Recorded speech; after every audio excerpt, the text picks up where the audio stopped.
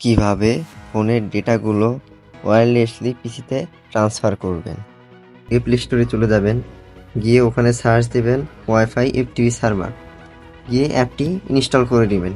খেয়াল রাখবেন আপনার ফোন এবং পিসি যেন একই ওয়াইফাইতে কানেক্ট থাকে। স্টার্টে ক্লিক করব।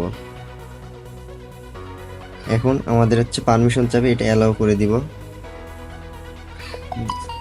এখন আমাদের সার্ভারটি রান হয়ে গেছে। এখন আমরা কম্পিউটার স্ক্রিনে যাব।